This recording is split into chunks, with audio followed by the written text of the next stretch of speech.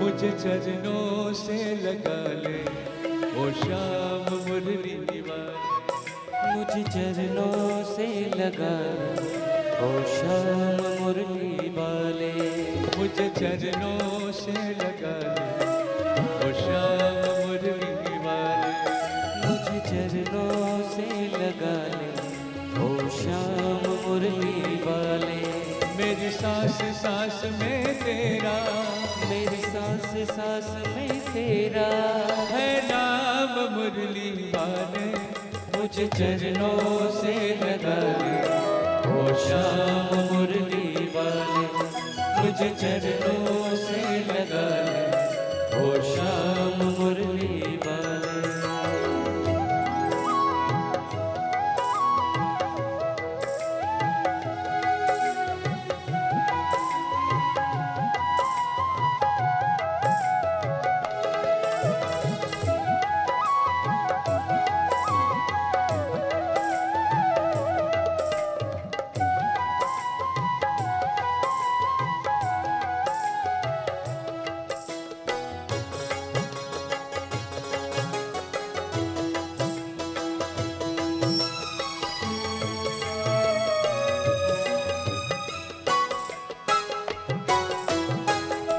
भक्तों की तुमने काना विपदा मिटा दी, भक्तों की तुमने कान्हा विपदा मिटा दी।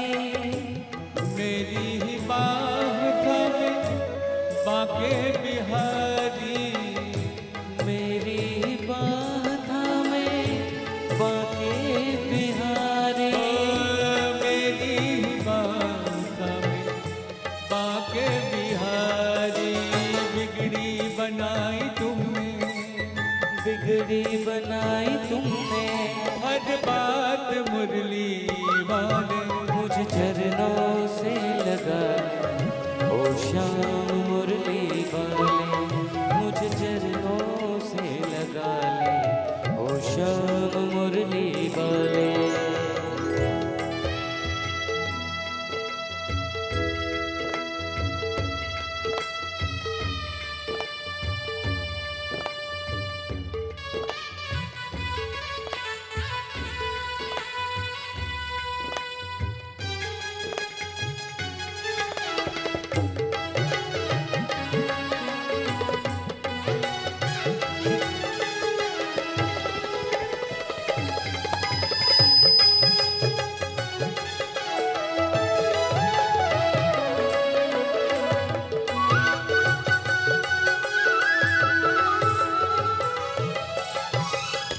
पतझड़ है मेरा जीवन बन के बाहर आजा, पतझड़ है मेरा जीवन बन के बाहर आजा।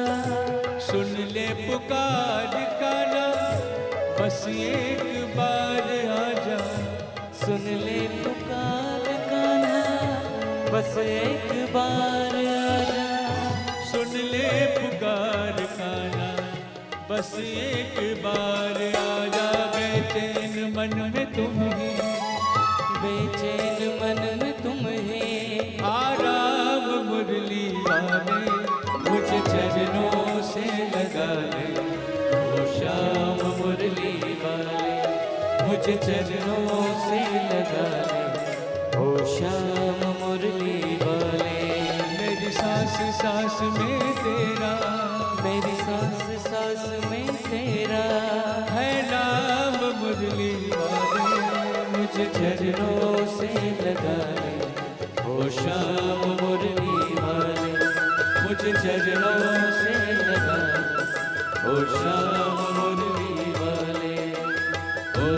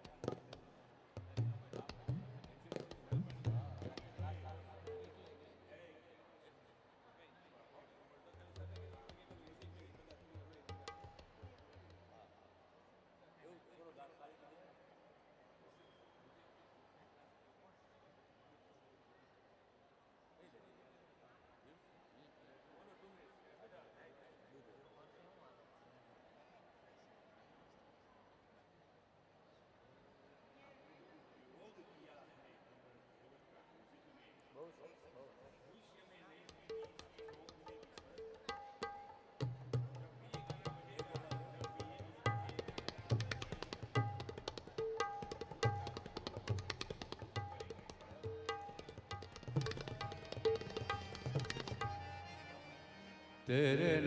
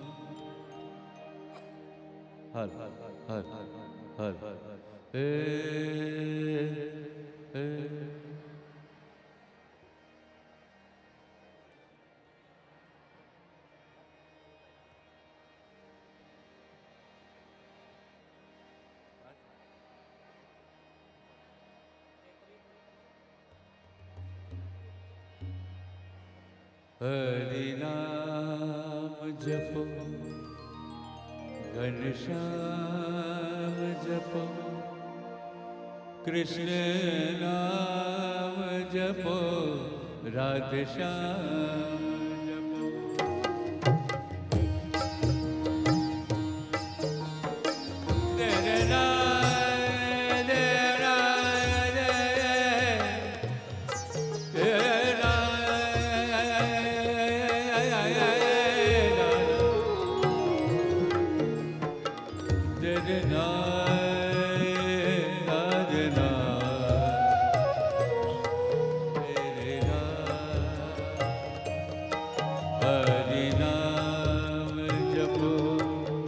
तेरे श्याम जपो हरि नाम जपो घनश्याम जपो कृष्ण नाम जपो राधे श्याम जपो कृष्ण नाम जपो राधे श्याम जपो हरि नाम जपो घनश्याम जपो हरि नाम जपो घनश्याम जपो कृष्ण नाम जपो राधे श्याम जपो कृष्ण नाम जपो राधे श्याम जपो हरि नाम जपो घनश्याम जपो हरि नाम जपो घनश्याम जपो कृष्ण नाम जपो राधे श्याम जपो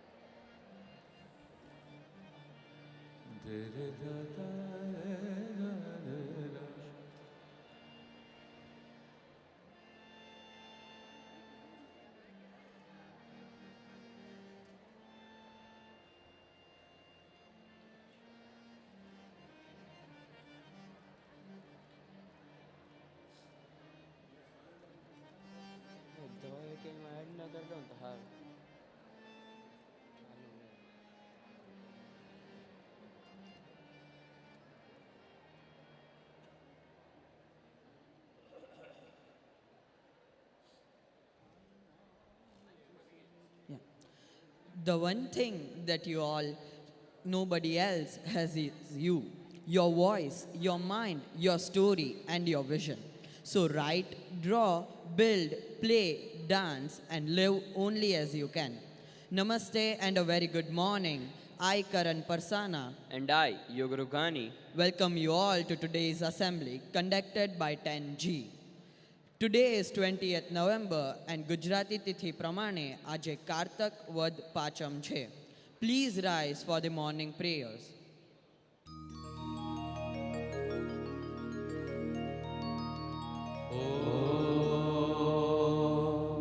सहना भवतु सहनौ भुनक्तु सह वीर्यं करवावहै तेजस्विनावधीतमस्तु मा विद्विषावहै. ॐ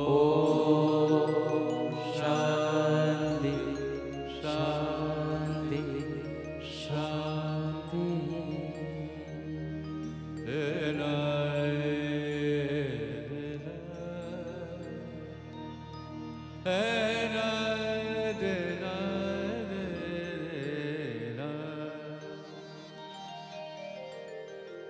हे गोपाल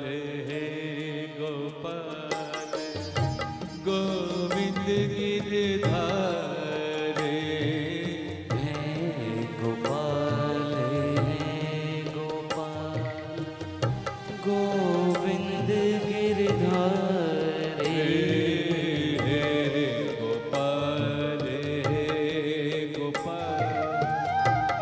गोविंद गिरधारे. गोपाल गोपाल गो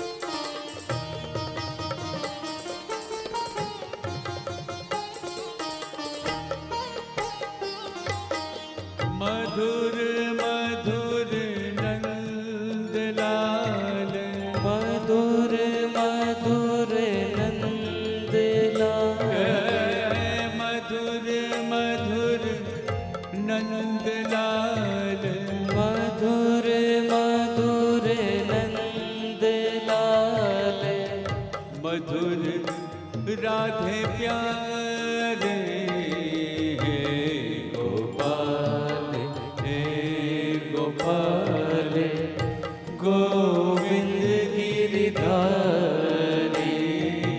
हे Gopal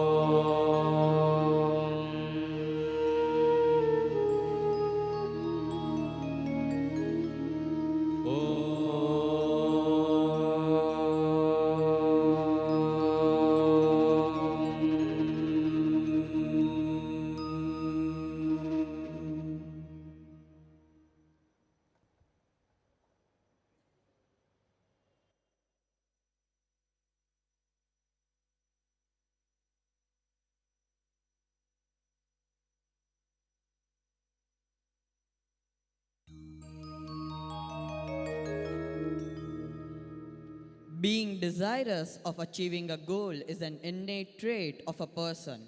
But if it takes a negative turn and a person becomes overly ambitious, then that leads to his own doom.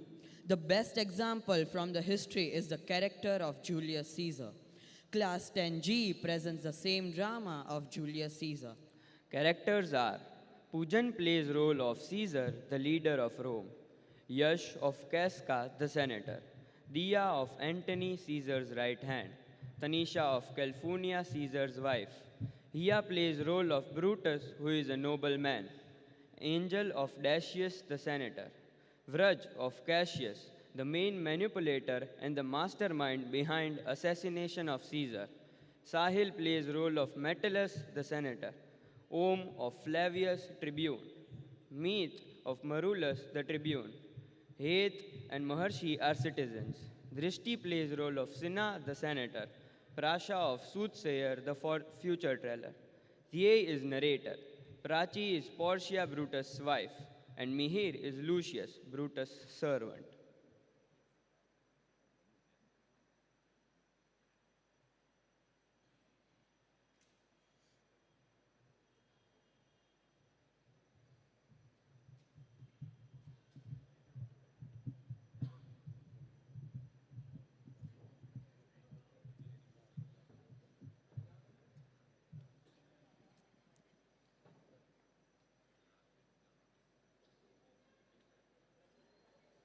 Scene 1 begins. The scene opens with a lively street in Rome filled with citizens celebrating Caesar's victory. The atmosphere is festive with music, dancing, and colorful decorations. Mariulus and Flavius, two tribunes, enter and observe the celebration with disapproval. What is the disorder? Why are you celebrating Caesar's victory so joyfully? Do you not remember Pompey, whom Caesar had defeated? This is disgraceful. Caesar was once our enemy. Why do you now sing his praises like he's our savior? Caesar's victory is for Rome's benefit. We celebrate his success, not to dishonor Pompey. Your loyalty should lie with Rome, not with a single man. Cease this celebration and return to your work. Caesar's ambition must not go unchecked. Mariulus is right. Let us not forget our past or the dangers of uncontrolled power. Everybody disperse now. Cease this celebration right here. The citizens disperse hesitantly and Mariulus and Flavius take down the decorations and scold those who remain. Scene 2 begins. The scene transitions to a grand parade where Caesar is being celebrated. The streets are lined with cheering citizens and Caesar is the central figure of the procession. Caesar, be aware of Ides of March. What is this person blabbering? A soothsayer bids you to beware of Ides of March. Forget him, he's a dreamer. Caesar, please accept the crown. People wish you as their king. I am honored, Antony. It's all the Romans' love that means the most to me, and not such crowns. Caesar, please accept the crown. Your offer is generous, Antony. Yet I must decline, for I wish to remain a servant to the Republic, not its master. The people's response show their love for you, Caesar. Your refusal adds to your glory. The crowd reacts with mixed reactions. Caesar's rejection is slightly less empathetic, and there is a growing anticipation among the people. Antony offers the crown a third time with a persuasive insistence. As Caesar speaks, his tone reveals a deeper want for the crown than before. Despite his outward show of hesitation, Caesar acknowledges the crowd's approval. The celebration continues with crowd's admiration for Caesar's apparent humility, while Brutus and Cassius watch the spectate from the sidelines. Scene 3 begins. The scene opens in a quiet private setting. Cassius and Brutus are conversing. Casca enters, visibly shaken by the events at the Senate. Casca, what is wrong? There were loud noises. What happened? It's chaos, Brutus. Caesar's refusal of the crown was more than just a display of modesty. The way he refused it 3 times seemed to stir even more adoration from the crowd. Additionally, there were strange events happening all around. What events? The thunderstorm last night, a lion seen in the Capitol, and the man walking in the flames in the streets. These signs are unsettling. These occurrences are indeed ominous. Brutus, these warnings are alarming. We must not ignore them. Yes, Cassius, I am troubled. You see, Brutus, Caesar's repeated refusals of the crown are but an illusion. Just like kids refusing money as gifts on festivals, his apparent humility is a merely tactic to gain further admiration and power. He is growing more dangerous. Caesar's action do seem to suggest a desire for greater control. Trust me, Brutus, Caesar's power is growing and his public displays are calculated to hide his true intentions. We must act before he becomes too powerful. The emotional conflict inside me between the love for a friend and devotion to my country is truly troubling. Your words are concerning. So, I will think about this matter and let you know soon. The scene concludes with Brutus looking deeply concerned and influenced by Cassius's manipulation. Cassius leaves confident that Brutus is swayed towards the idea of confronting Caesar. Scene 4 begins. The scene takes place at Brutus's orchard. Brutus is worried about happenings in Rome. I must kill Caesar. Not for my personal good, but for the good of Rome. Sir, I found this letter in the closet. Brutus reads the letter containing the worries the public had because of the uncontrolled growing power Caesar had. Brutus is now tensed. Open the door. Someone is there. It is Cassius, sir. Sorry to trouble you right now. No worries. Who are these men with you? They are Casca, Dacius, Cinna, and Metellus Cimber. You are all welcome. We are the people who will bring freedom to Rome.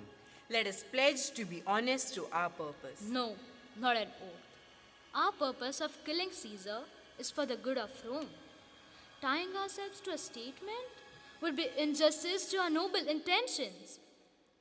How about killing Mark Antony first? That would help us clear our way out in the future too. If Antony loves Caesar, the most he could do is kill himself. And to me, he is a man dedicated to sports and wildness. Let's not fear him. Well, here's our time to be apart and get ready for the big day. We'll leave you here, Brutus. And friends, remember what you have said and show yourself as a true Roman. The conspirators were successful in persuading Brutus. Brutus agreed to kill Caesar. The conspirators leave. Brutus, why are you standing here? Portia, you're not well. You should be taking rest. Nor you find, Brutus. I have noticed that there is something wrong with you. You seem quite worried. Please tell me why you are so restless. I'm not well, that's all. I know that Brutus is wise, and if he is not physically well, he would have taken rest. I know there is something in your mind which is troubling you. Please don't hide things from me. With all the vows of love making us one, I ask you this. Why are you so tensed? And what's all this happening with these men hiding their faces in dark too? Oh gods, I'm not worthy of a wife like Portia, who's so noble.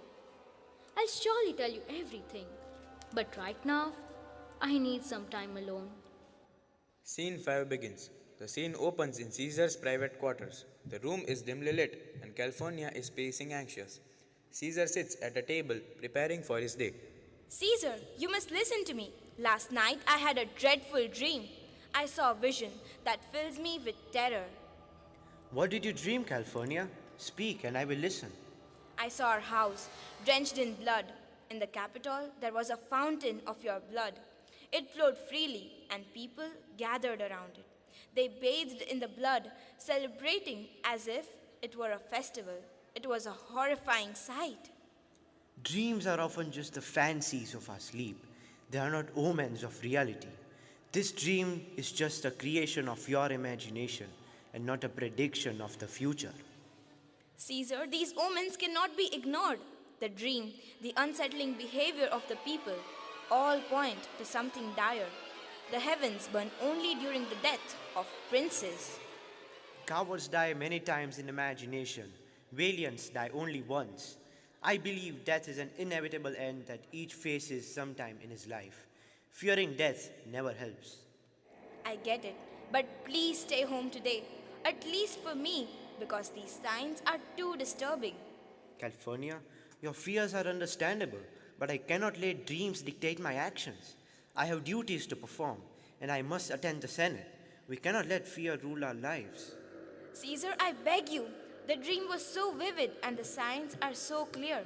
I cannot bear the thought of something happening to you. Okay, fine. I appreciate your concern. I won't go to the Senate.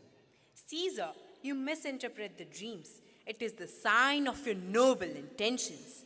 The people are bathing in your noble blood to purify themselves and in your honor. Your explanation seems good, but not convincing. Let me complete. I have heard that the senators are planning to make you the king. But if you don't visit the Senate today, they might change their decision. Oh, I must for sure be present at the Senate today.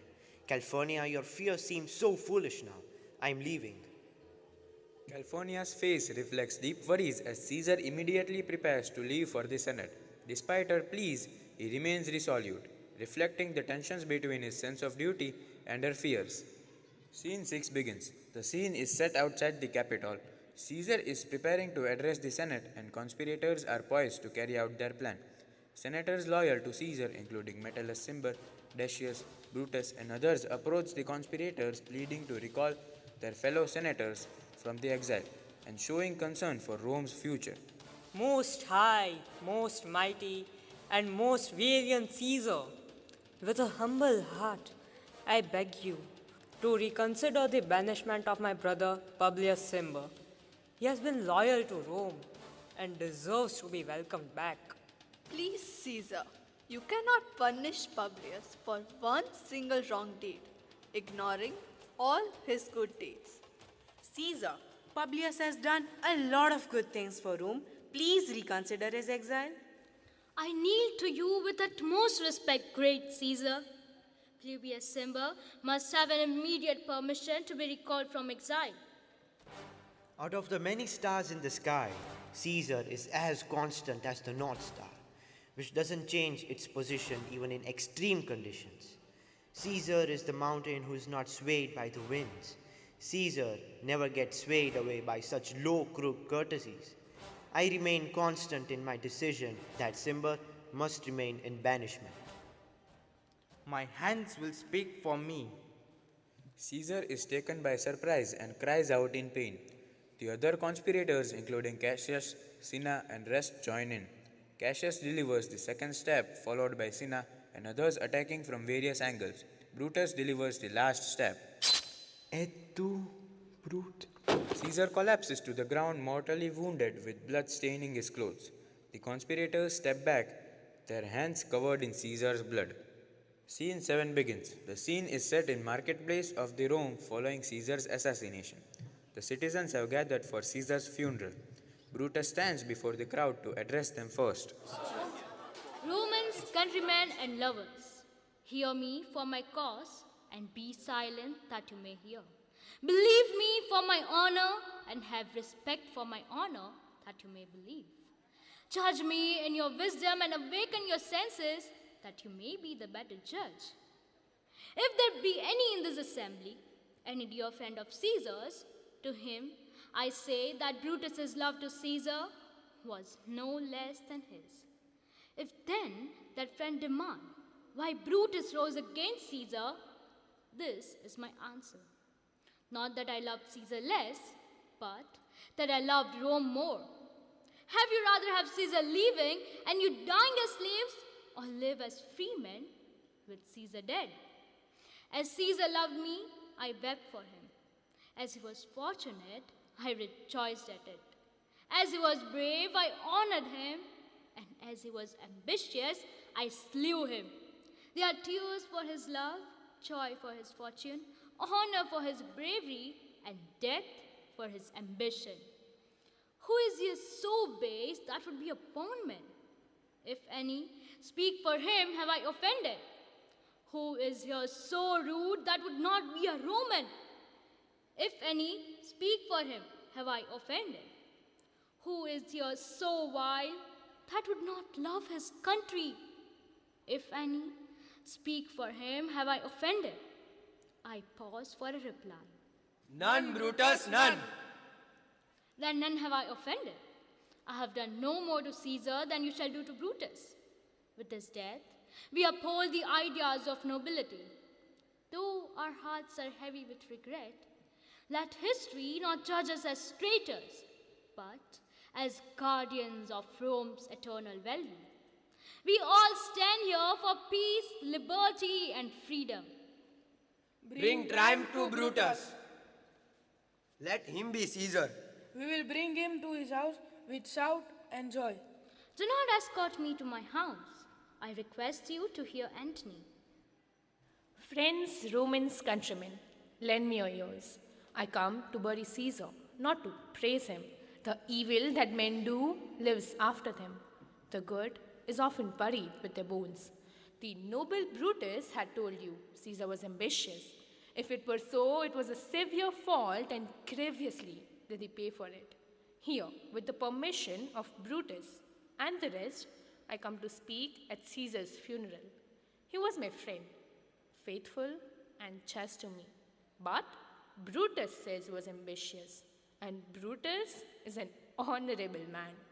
Caesar had brought many captives home, whose treasuries did the general coffers fill. Did this in Caesar seem ambitious? When the poor have cried, Caesar has wept. Ambition should be made of stronger stuff. Yet Brutus says he was ambitious, and Brutus is an honorable man. You all did see that on Lupercal I presented him the crown thrice, which he refused. Was this ambition? Yet Brutus says he was ambitious, and sure he's an honorable man. I speak not to disapprove what Brutus spoke, but I am here to speak what I know. You all did love him once without any reason. What stops you to mourn for him at his death? Bear with me.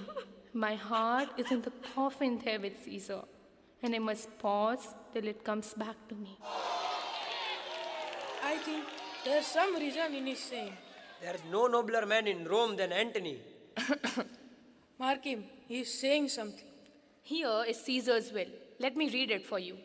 To every Roman citizen, he gives 75 rank marks and his parks and private lands for public use. Caesar cared for us, and we are repaid with betrayal. We must fight for Caesar. The conspirators will pay for this. Those men are traitors. They will have to pay for this. Hurry up, let no enemy of Caesar be alive in Rome. Run towards Brutus's home and start igniting their homes with fire.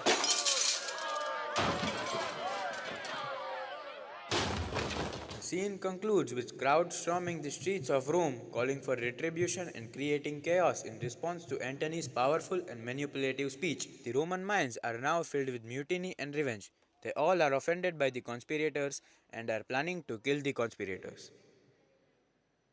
So here we conclude that negative aspirations always lead to ruination. I hope we all bring peace and sanity to our lives.